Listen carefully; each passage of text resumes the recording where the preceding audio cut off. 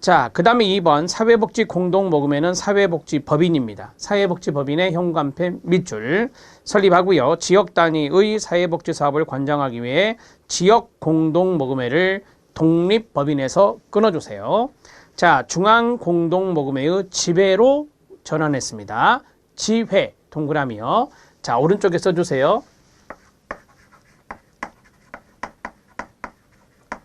독립법인 체제다라고 하면 틀려요. 독립법인 체제, 제자가 이게 아니죠. 독립법인 체제다라고 하면 틀립니다. 독립법인 체제였는데 법이 바뀌면서 지회로 바뀌었죠. 그래서 독립법인 체제다 이렇게 나오면 안 되고, 그 다음에 지회로 운영한다 그랬죠. 지회는 시도에 있습니다. 지회는 시도에 있습니다. 이렇게 해야 맞는 내용이다. 이렇게 보시면 됩니다. 되셨죠? 오케이. 두 번째 해결했고요. 세 번째, 기부금품 모집규제법의 적용을 배제하여 모집 경비를 종래 모금액의 2%에서 10%까지 현실화하였습니다. 3번은 참고하셔도 됩니다. 경비를 우리가 이제 경비가 있어야 되는데 모집 경비에 대한 부분을 2%에서 10%로 현실화했다는 겁니다. 네 번째, 보건복지부 승인사항을 대폭 줄였습니다. 승인사항은 하나 있는데요. 나중에 말씀드리겠습니다. 대신 보고사항을 활용함으로써 불필요한 관외 개입을 방지했고요.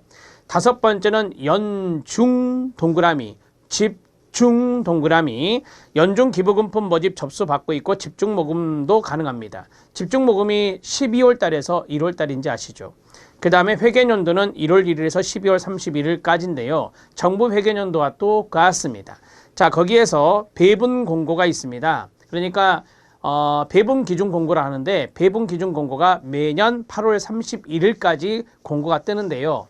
자, 오른쪽에 5월 31일까지 X입니다. 예전에는 5월 31일이었는데 8월 31일로 변경되었죠.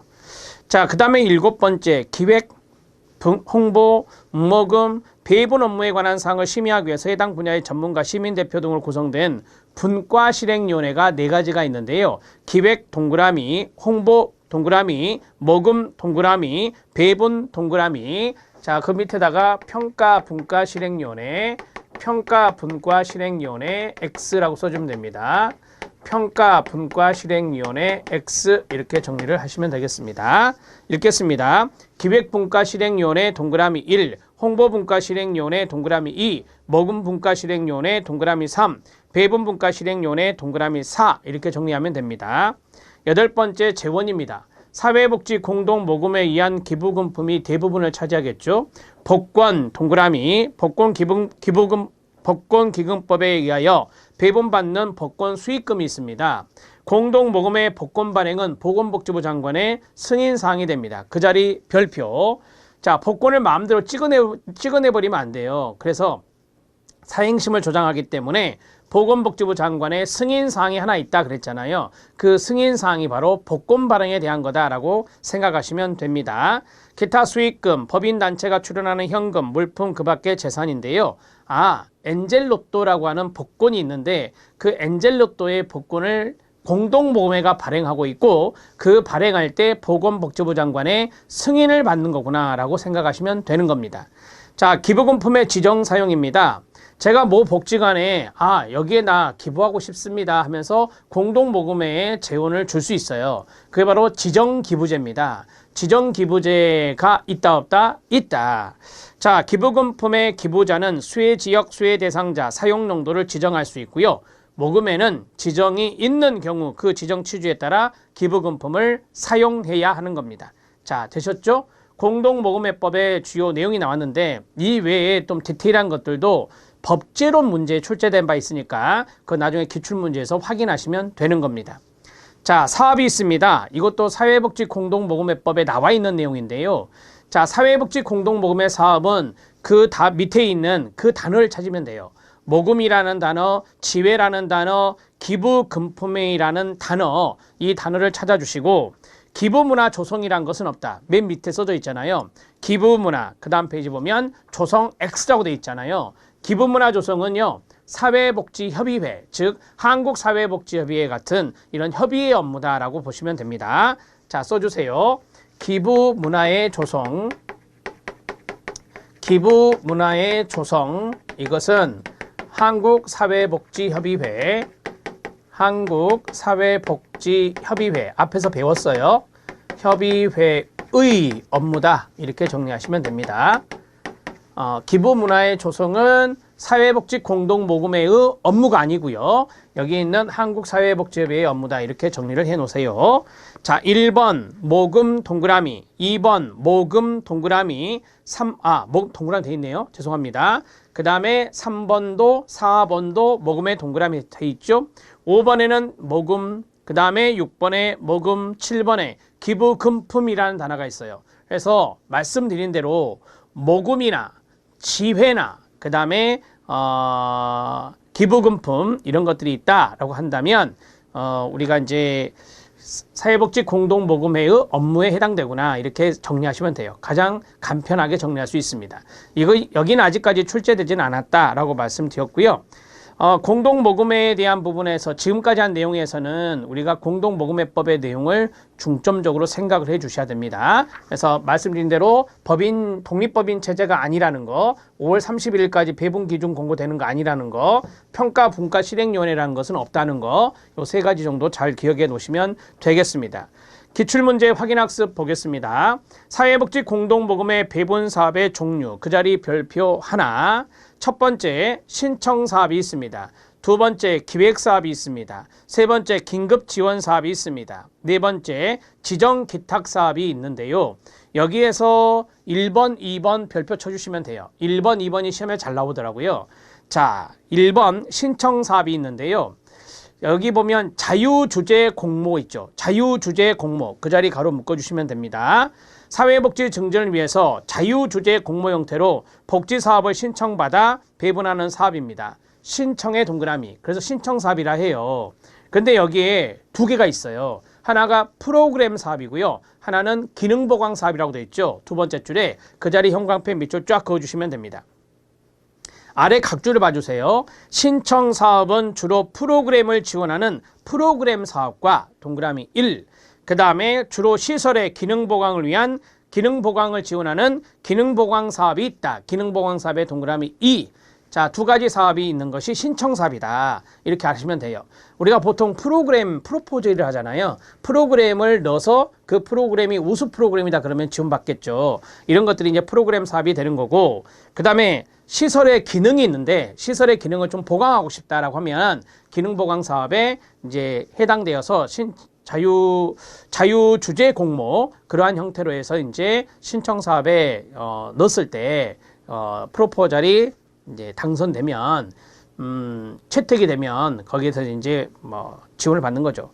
그 다음에 기획사업입니다. 기획사업에서 중요한 건 뭔지 아시겠어요? 거기 보면 주제를 정하여 라는 말이 있어요. 주제를 정하여, 그 자리 밑줄이요. 모금회가 그 주제를 정하여 배분하는 사업, 배분 대상자 로부터 제안받은 내용 중에서 선정하여 배분하는 시범적이고 전문적인 사업을 기획사업이라고 그래요. 그래서 우리가 보통 어떤 주제를 정했다. 1번 신청사업은 자유주제잖아요. 자유주제고 2번은 모금회가 주제를 정한 거예요. 주제를 정했으니까 기획사업이란 말을 쓰는 거예요. 자, 3번 긴급지원 아시겠죠? 재난구호, 긴급구호, 저소득층 응급지원 등 긴급히 지원해야 될 필요가 있는 경우에 배분하는 사업이다. 긴급의 동그라미. 지정기탁사업도 아시겠죠? 앞에서 지정기부제 있다고 그랬잖아요. 사회복지 증진을 위해서 기부자가 기부금품의 배분 지역, 배분 대상자, 사용 용도를 지정한 경우 그 지정 취지에 따라 배분하는 사업이 지정기탁사업이라고 합니다. 자, 네 가지 끝났어요. 첫 번째가 신청사업, 두 번째가 기획사업, 세 번째가 긴급지원사업, 마지막 네 번째가 지정기탁사업, 이렇게 네 가지가 있다. 배분사업의 종류 말씀드렸습니다. 1번, 2번 정도 잘 정리하시면 됩니다. 자, 15번 들어갑니다. 지역사회복지 추진체계의 자활근로, 자활기업 들어갑니다.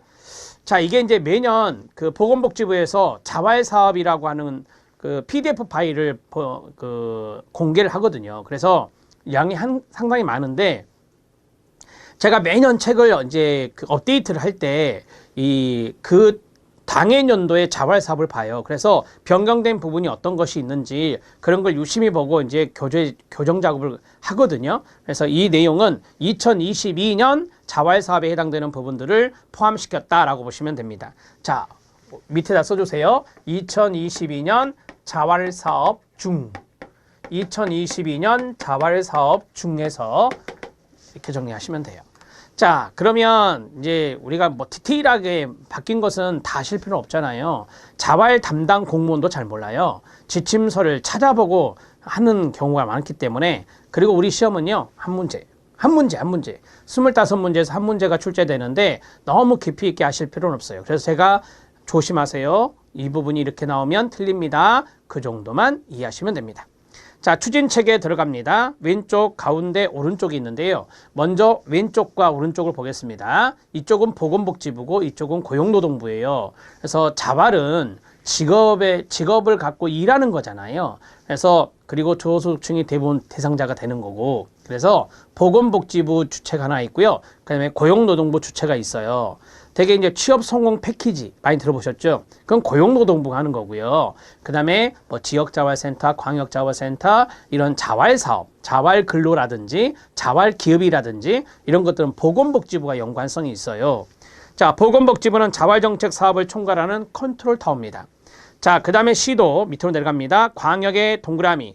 시도는 광역자활센터잖아. 지자체잖아요. 그래서 광역자활사업을 총괄 시행하고요. 시군구는 자활사업의 총괄 시행을 합니다. 그러니까 시군구는 기초자치단체지만 되게 이제 오른쪽에 보면은 그게 있잖아요. 지역자활센터라고 하거든요. 광역자활센터는 시도에 있는 거고, 그 다음에 지역자활센터는 시군구에 있는 거예요. 그래서 우리가 이제 여기서는 자활사업을 시행하는 거구나. 직접 밀착형으로.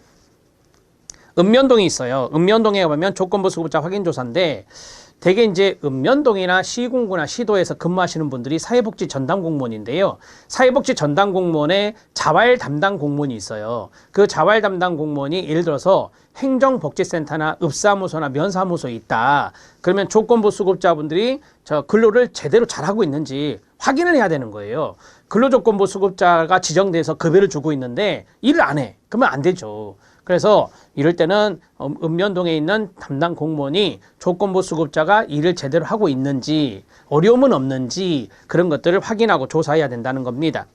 자, 이제 고용노동부 볼게요. 고용노동부는 취업지원을 관리하고 고용센터가 있죠. 시군구에. 시군구에 고용센터, 고용복지센터라고 하는데 여기에서는 취업지원을 시행합니다.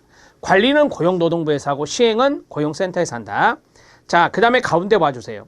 자, 우리가 이제 보건복지부 산하 해가지고 한국자활복지개발원이라고 하거든요. 예전에 이걸 중앙자활센터라고 했는데 그 말이 이제 한국자활복지개발원으로 바뀌었어요. 자활사업 조사 연구하고, 그 다음에 광역자활센터는 광역단위 자활사업 시행하고, 지역자활센터는 자활근로와 자활사례관리를 하고 있다. 지역자활센터 별표. 지역자활센터가 시험에 좀 잘 나오더라고요. 그래서 지역자활센터 오른쪽에다가 시군구에 둠이라고 쓰면 돼요. 지역자활센터는 시군구에 있어요. 시도에 있는 게 아니고 시도는 광역자활센터고요. 자, 2번 추진 주체별 역할 들어갑니다. 자, 왼쪽과 오른쪽에 있는 것은 이미 했죠. 왼쪽과 오른쪽에 있는 것을 했고 이제 가운데 있는 게 좀 디테일한 거예요. 보건복지부에서는 이런 걸 한다더라. 시도시군구에서는 이런 걸 한다더라. 이런 거죠. 자, 여기에서 중요한 것은 밑에 보시면 그 한국자활복지개발원 광역점 지역자활센터 나왔잖아요. 거기에서 세 번째 거 지역자활센터 찾았죠. 줄 표시하고 지역자활센터 그 자리 별표. 지역자활센터가 중요한 거예요. 여기 한 페이지에서는. 그래서 지역자활센터를 주로 알아놓으시면 됩니다. 자, 보건복지부 들어갑니다. 국민기초생활보장제도 총괄하죠. 종합자활지원계획 수립합니다. 매년 12월 달에 자활 프로그램 개발 추진하고요. 지역자활센터 지정관리합니다. 자, 시도시군구가 한꺼번에 딱 뭉쳐 있는데요. 시도시군구는 지역 자활지원계획을 수립합니다. 매년 1월달, 2월달. 보통 이제 시도가 먼저 짜고 시군구가 나중에 짭니다. 자, 그 다음에 이제 자활기금의 설치 운영이고요. 그 다음에 급여 실시 여부 내용 결정 지급합니다. 자활기관 협의체 운영하고요. 조건부 수급자 책정하고 생계급여 중지 여부 결정합니다. 여러분, 조건부 수급자가 일하지 않잖아요. 그러면 제 기억으로 3개월인데 일하지 않잖아요. 그러면 생계급여가 중지됩니다. 자, 그 다음에 참여자 자활지원계획 수립 관리합니다. 자, 읍면동은 아까 말씀드렸죠. 조건부 수급자 확인 조사한다고요. 자산조사는 안 해요. 자산조사는 시군구에 있는 통합조사팀에서 하는 거예요. 이 사람의 소득인정액과 부양무자기준 따지는 거. 이거를 우리가 자산조사를 하는데 읍면동에서 자산조사하는 게 아니라 시군구에 있는 통합조사팀, 일명 통조팀에서 자산조사하는 겁니다. 자, 쓰세요. 오른쪽에다가 자산조사는 시군구에서 합니다. 시군구에서